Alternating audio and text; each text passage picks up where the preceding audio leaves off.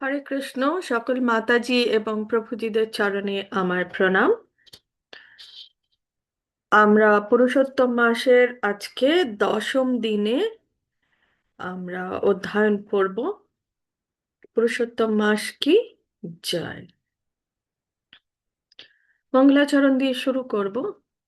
ওম অজ্ঞানতিমিরন্ধস্য জ্ঞানাঞ্জনশলাকয়া চক্ষুরুন্মিলিतं येन তস্मै শ্রীগুরুভে নমঃ। শ্রীচৈতন্য মনোভীষ্টং স্থাপিतं येन ভূতলে स्वयं रूपा कदा मह्यं ददाति स्वापदान्तिकं। वन्देऽहं श्रीगुरु श्रीयुतपदकमलं श्रीगुरून् वैष्णवांश्च श्रीरूपं साग्रजातं सहगण रघुनाथान्वितं तं सजीवम् साद्वैतं सावधूतं परिजनसहितं श्रीकृष्णचैतन्यदेवं श्रीराधाकृष्णपादान् सहगण ललिता श्रीविशाखान्वितांश्च। हे कृष्ण करुणा सिन्धु दीनबन्धु जगत्पते गोपेशो गोपिकान्तो श्रीराधाकान्तो नमोऽस्तुते। तप्त काञ्चन गौराङ्गी श्रीराधे वृन्दावनेश्वरी वृषभानुसुते देवी प्रणमामि हरिप्रिये। वाञ्छाकल्पतरुभ्यश्च कृपा सिन्धुभ्येव च पतितानां पावनेभ्यो वैष्णवेभ्यो नमो नमो। नमो विष्णुपादाय कृष्णप्रेष्ठाय भूतले श्रीमते भक्तिवेदान्तो स्वामिनिति नामिने। नमस्ते सरस्वते देवे गौरवाणी प्रचारिणे निर्विशेष शून्यवादी पाश्चात्य देशतारिणे। जय श्री कृष्ण चैतन्य प्रभु नित्यानंद श्री अद्वैत गदाधर श्रीवासादि गौर भक्त वृंद। हरे कृष्ण कृष्ण कृष्ण हरे हरे हरे राम राम राम हरे हरे। निताई गौर प्रेमानंदे हरि हरि बोल। श्रीला प्रभुपाद की जय। श्रीला गुरु महाराज की जय। गुरु परंपरा की जय। শ্রী শ্রী পুরুষোত্তম মাস কি জয়। পুরুষোত্তম মাসের একাদশী কি জয়। হরে কৃষ্ণ।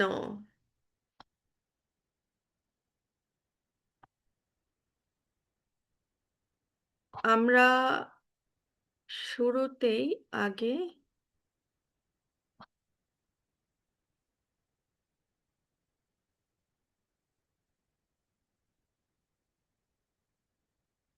আমরা পুরুষোত্তম মাসের যে মন্ত্র সেটা পড়ে নেব।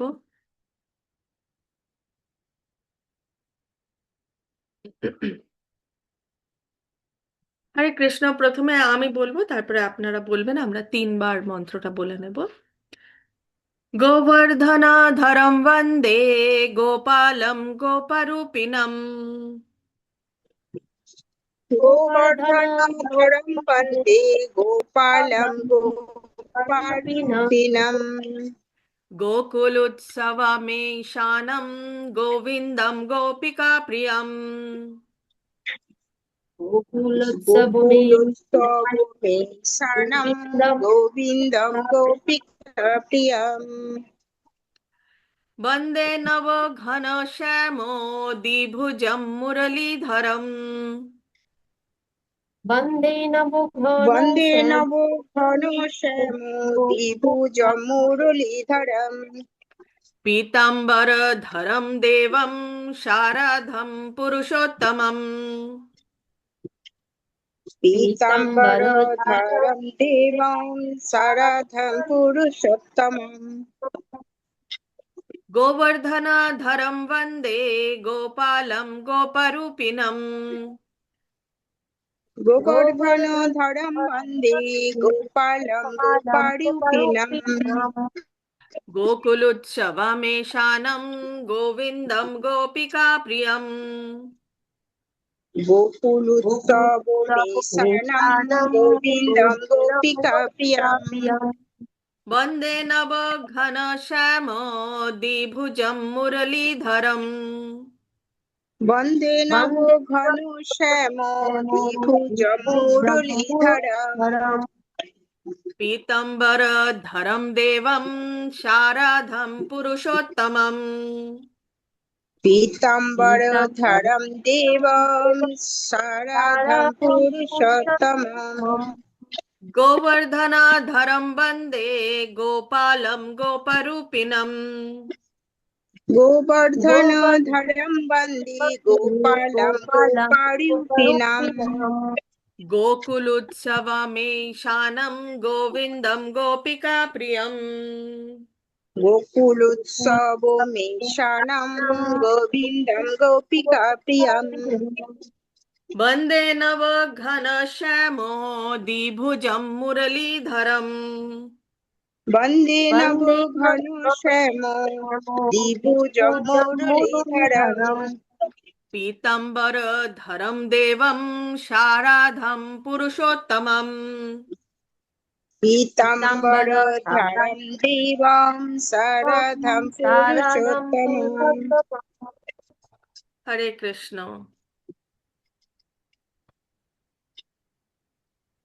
আমরা হরে কৃষ্ণ মাতাজি। হ্যাঁ, হরে কৃষ্ণ হরে কৃ- মাতাজি।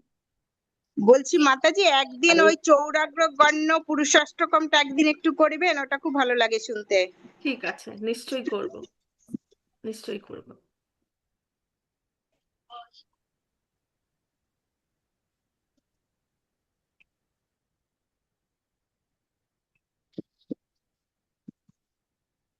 আমরা আজকে পঞ্চদশ অধ্যায়ের অষ্টম শ্লোকে থেকে শুরু করব।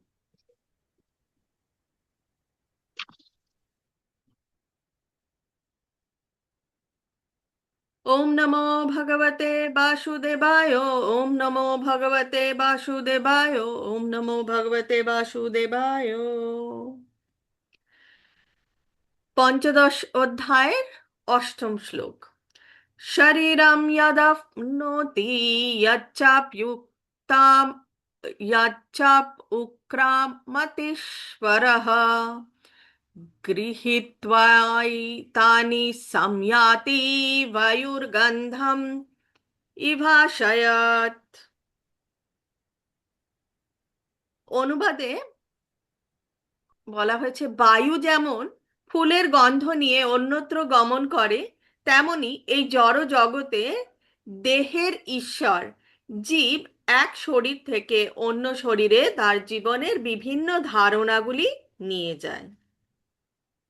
তাৎপর্য শ্রীলা প্রভুপাদ কি জয়। এখানে জীবকে ঈশ্বর বা তার দেহের নিয়ন্তা বলে বর্ণনা করা হয়েছে। এখানে জীব বলতে আত্মাকে, দেহের ভেতরে যে আত্মা রয়েছে তাকে তাকেই জীব বলা হয়, এবং তাকে এখানে এই দেহের ঈশ্বর বলা হচ্ছে। সে যদি ইচ্ছা করে তাহলে সে তার দেহকে উচ্চতর শ্রেণীতে পরিবর্তন করতে পারে, এবং সে যদি ইচ্ছা করে তাহলে নিম্নতর শ্রেণীতে অধঃপতিত হতে পারে। তার অতি ক্ষুদ্র স্বাতন্ত্র্য এই ক্ষেত্রে আছে। তাহলে এই মানব জনম পেয়েছি, মানব জনম পাওয়ার পরে আমরা যেভাবে চলবো সেটার ওপরে নির্ভর করছে আমরা উচ্চতর গ্রহতে পৌঁছতে পারি কি নিম্নতর গ্রহে, বা উচ্চতর শ্রেণীতে পৌঁছতে পারি কি নিম্নতর শ্রেণীতে পৌঁছতে পারি। তো ততটুকু আমাদের স্বাধীনতা আছে যে আমরা ওপরে যেতে চাই না নিচে নামতে চাই। তার শরীরের সমস্ত পরিবর্তন নির্ভর করে তার সেই স্বাতন্ত্র্যের ওপর। তার চেতনাকে সে যেভাবে গড়ে তুলেছে, মৃত্যুর পর তাকে পরবর্তী শরীরে নিয়ে যাবে। তো এই জীবনটা আমরা যেভাবে গড়ে তুলব, মৃত্যুর পরে এই আত্মাটা ঠিক সেই শরীরে যাবে। তার চেতনাকে যদি সে একটি কুকুর বা একটি বেড়ালের চেতনার মতো করে গড়ে তোলে, তাহলে সে অবশ্যই কুকুর অথবা বেড়ালের শরীর প্রাপ্ত হবে। কেউ যদি তার চেতনাকে দিব্য গুণাবলীতে ভূষিত করে, তাহলে সে দেবতাদের মতো শরীর প্রাপ্ত হবে, এবং সে যদি কৃষ্ণ ভাবনাময় হয় তাহলে সে অপ্রাকৃত কৃষ্ণলোকে স্থানান্তরিত হয়ে শ্রীকৃষ্ণের সঙ্গ লাভ করবে। খুব সুন্দরভাবে এখানে বুঝিয়ে দেওয়া হয়েছে যে আমরা এই জীবনে আমরা যেই রকম কর্ম করব, যেই রকম চিন্তা ভাবনা করব, যেই রকম কথা বলবো শুনবো, ঘুরে ফিরে কোথায় আসছে? শ্রবণম কীর্তনম বিষ্ণু স্মরণম। তো যেরকম করব আমাদের কিন্তু পরবর্তী দেহটা বা পরবর্তী লোকটাও রেডি হচ্ছে। লোক বলতে মানে আহ, কৃষ্ণলোক, গোলোক, বৃন্দাবন, নাকি নিচে পাতালে যাব না ব্রহ্মলোকে। জাস্ট 1 মিনিট মামা, আমি 8, 8:45 দিকে ফোন করছি একটা।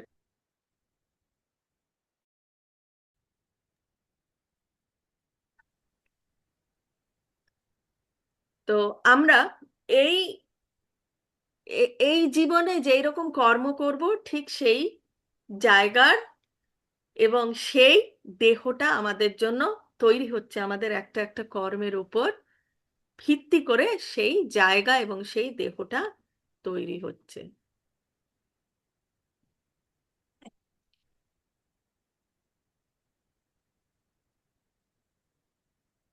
কেউ যদি তার চেতনাকে দিব্য গুণাবলীতে ভূষিত করে, তাহলে সে দেবতাদের মতো শরীর প্রাপ্ত হবে, এবং সে যদি কৃষ্ণ ভাবনাময় হয়, তাহলে সে অপ্রাকৃত কৃষ্ণ লোকে স্থানান্তরিত হয়ে শ্রীকৃষ্ণের সঙ্গ লাভ করবে। দেহের নাশ হয়ে যাওয়ার সঙ্গে সঙ্গে যে দেহের সব কিছুরই নাশ হয়ে যায়, সেই ধারণা ভ্রান্ত। তো দেহের নাশ হবে, কিন্তু দেহের নাশের সঙ্গে সঙ্গে যে দেহের সবকিছু নাশ হয় সেটা কিন্তু না। কারণ এই ভেতরে যে আত্মাটা রয়েছে সেটার কিন্তু বিনাশ হয় না।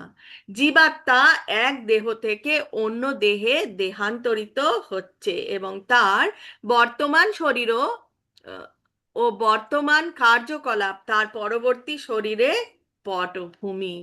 কেন আমরা যেই রকম আমরা আচরণ করব, কারণ আমাদের এই দেহর সাথে কি যায়? দেহর সাথে যায় হচ্ছে মন, বুদ্ধি এবং অহংকার। দেহ নয়, আমাদের দেহটাকে ছেড়ে যখন চলে যাব, কি যাবে আমাদের আত্মার সাথে? মন, বুদ্ধি এবং অহংকার যাবে সাথে। তাই সবসময় আমাদের আচার বিচার জেনে বুঝে খুব সাবধানে করতে হয়। কর্ম অনুসারে জীব একটি ভিন্ন দেহ প্রাপ্ত হয়, এবং যথাসময় তাকে সেই শরীর ত্যাগ করতে হয়। এখানে বলা হয়েছে যে সূক্ষ্ম শরীর যা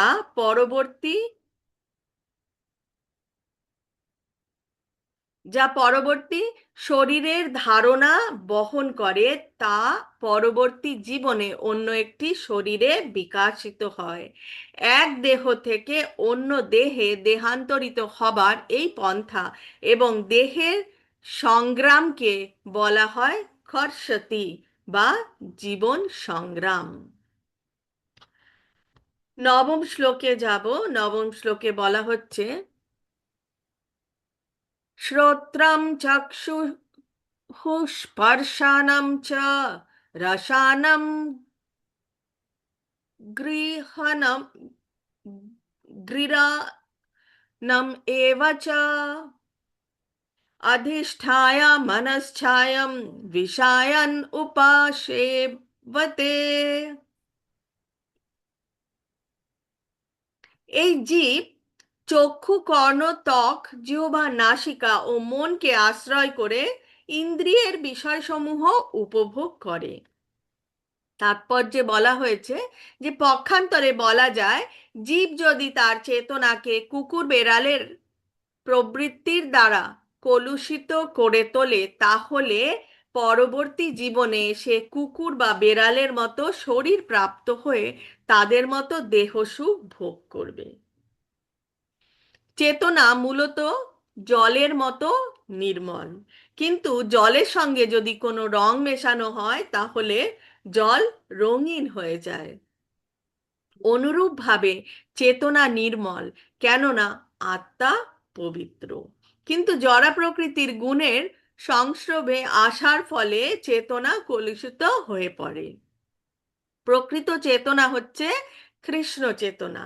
তাই কেউ যখন কৃষ্ণ চেতনায় অধিষ্ঠিত হন, তখন তিনি তার নির্মল জীবনে অবস্থান করেন। কিন্তু নানা রকম জাগতিক মনোবৃত্তির দ্বারা চেতনা যদি কলুষিত হয়ে পড়ে, তাহলে পরবর্তী জীবনে তিনি তদনুরূপ দেহ প্রাপ্ত হন। তিনি যে পুনরায় মনুষ্য শরীর প্রাপ্ত হবেন তার কোনো নিশ্চয়তা নেই। তিনি কুকুর, বেড়াল, শূকর, দেবতা অথবা অন্য বহু শরীরের মধ্যে একটি শরীর প্রাপ্ত হতে পারেন।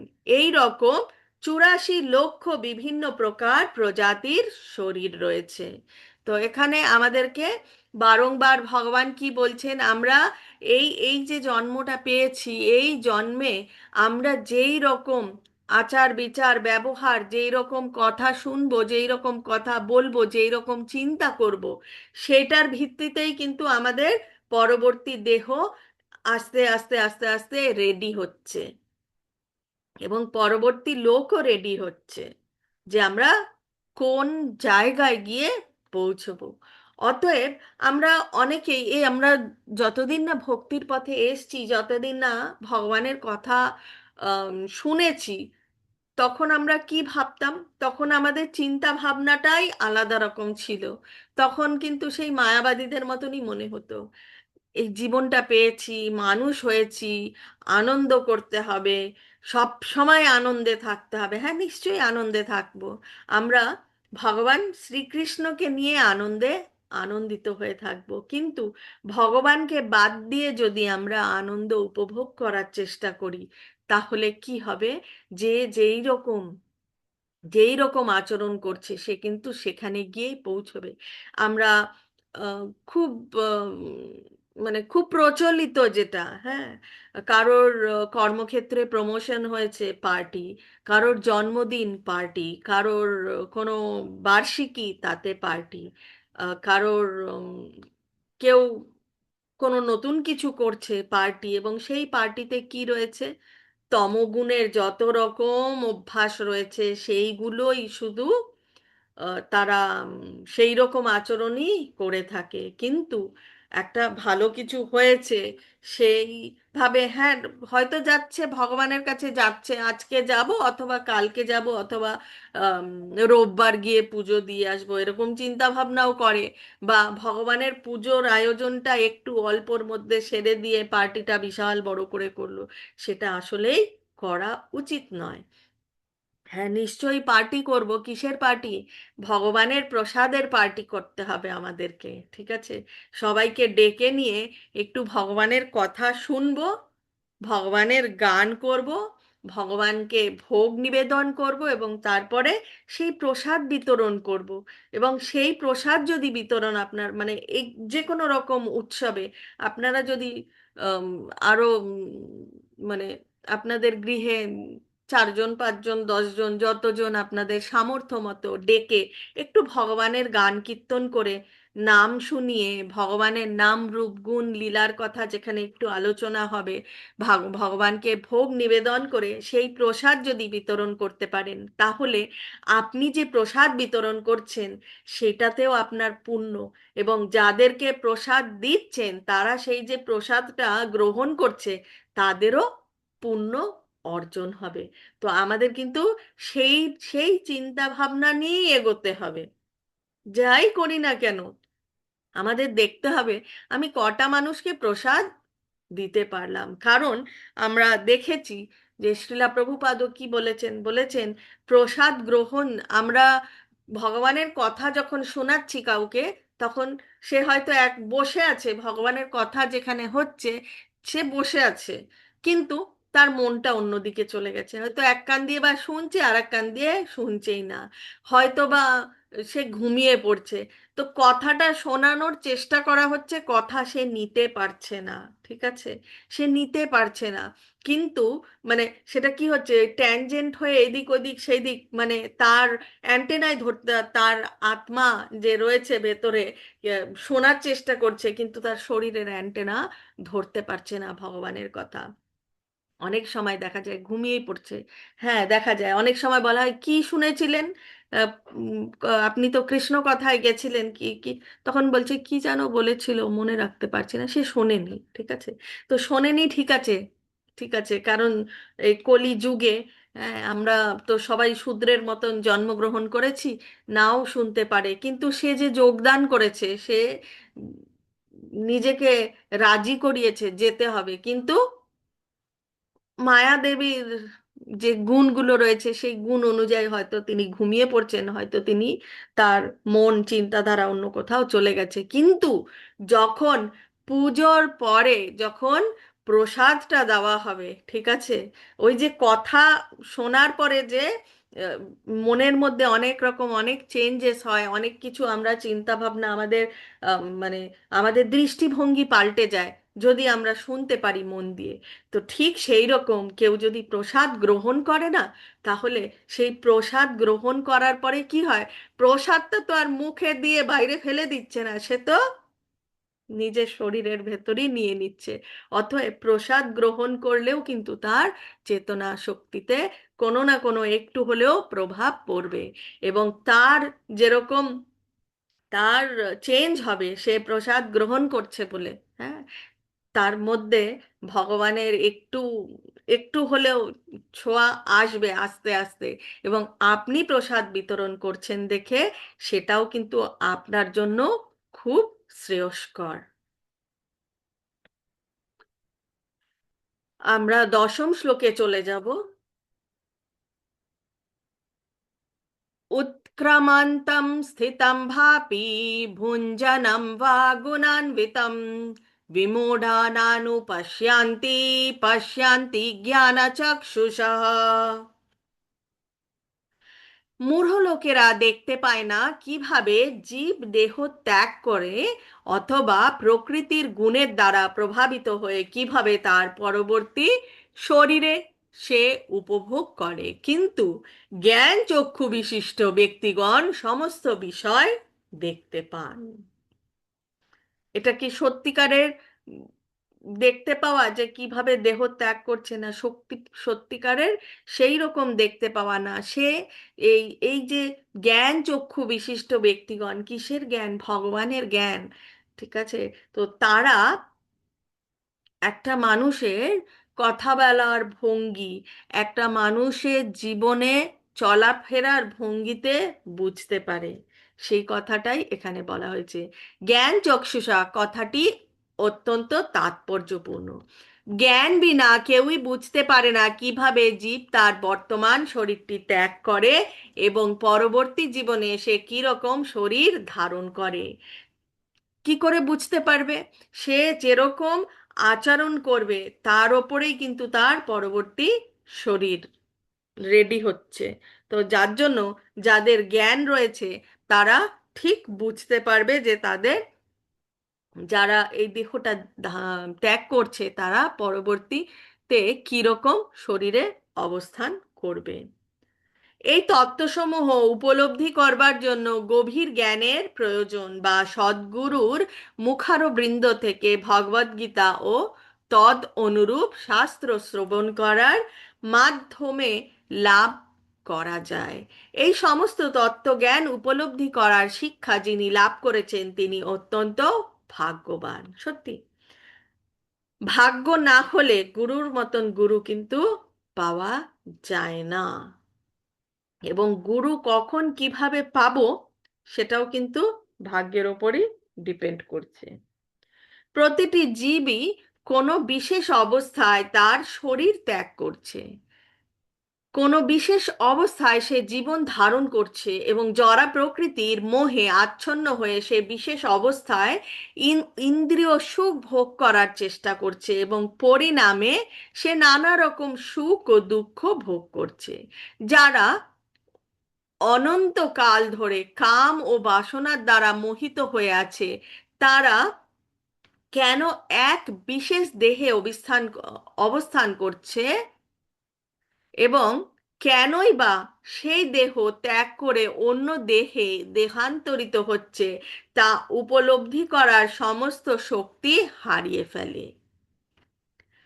সেটি তাদের বোধগম্য হয় না। কিন্তু যারা হৃদয়ে দিব্য জ্ঞান, যাদের হৃদয়ে দিব্য জ্ঞান প্রকাশ হয়েছে, তিনি দর্শন করতে পারেন যে আত্মা দেহ থেকে ভিন্ন এবং সর্বদাই তার দেহের পরিবর্তন হচ্ছে, এবং চিন্ময় স্বরূপে তার আত্মা নিত্য আনন্দ অনুভব করছে।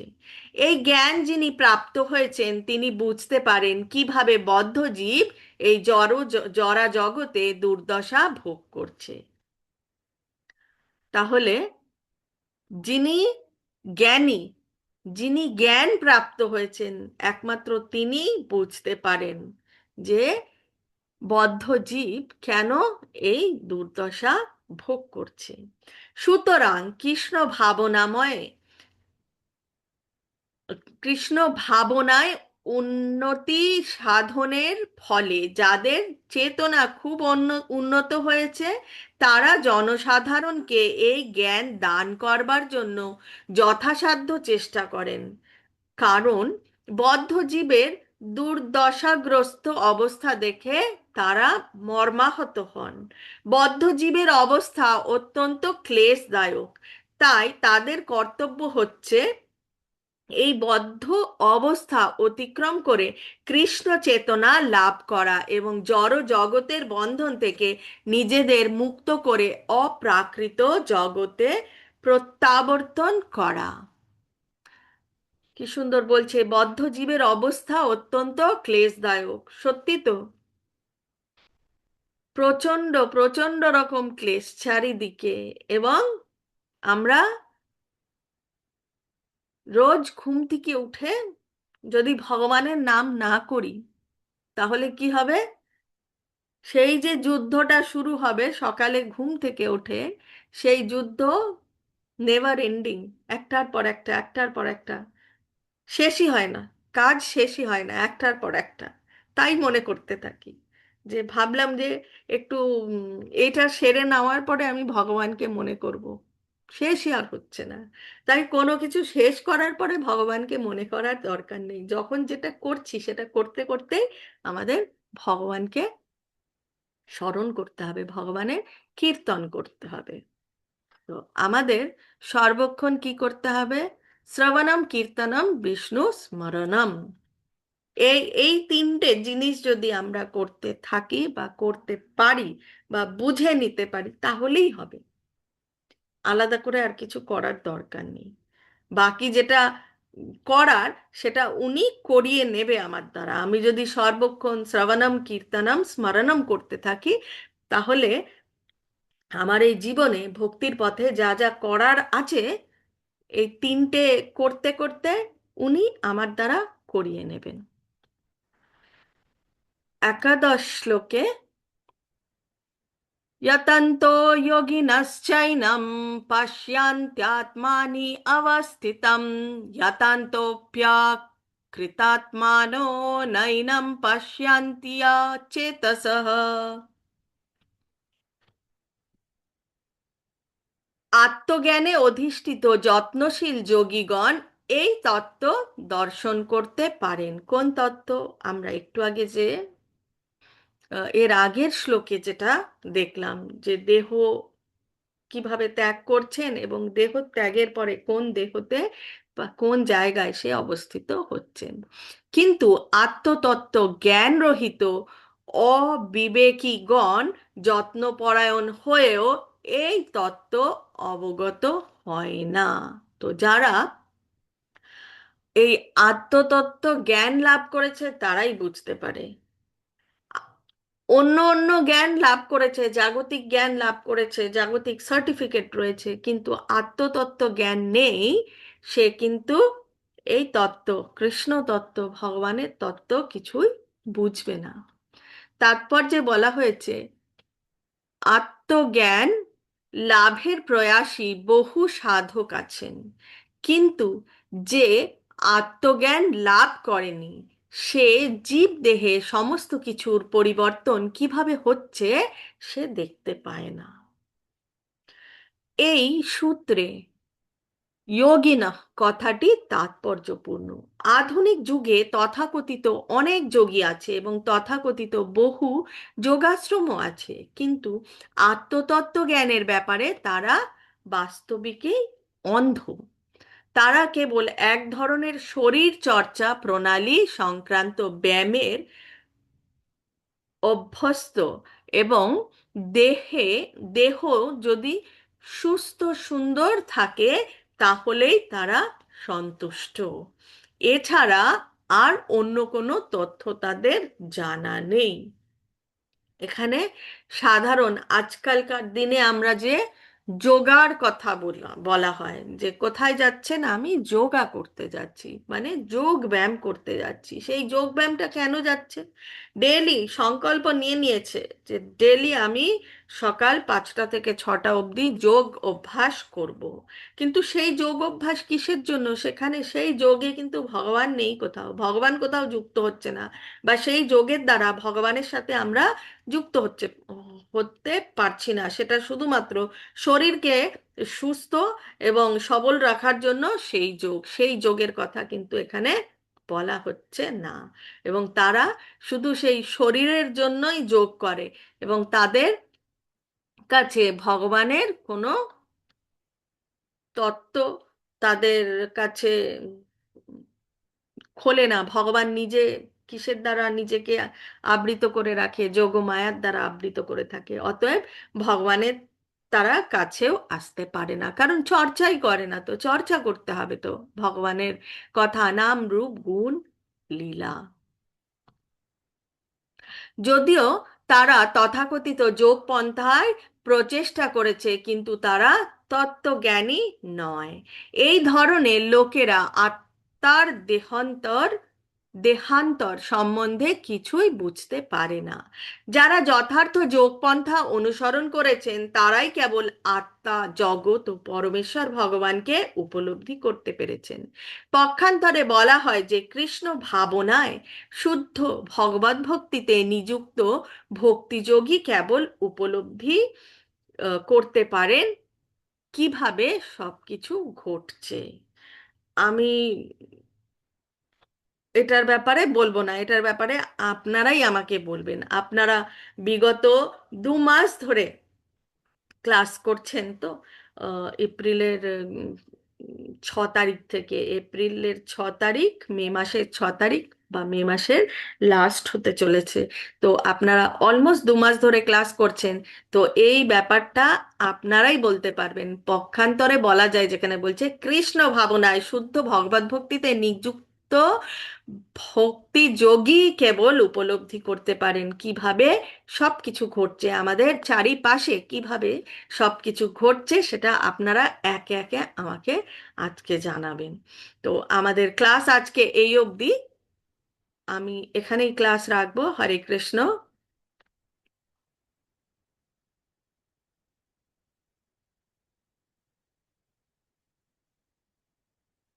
কে কে জানাবে কার কার লাইফে এই ক্লাস মানে ক্লাস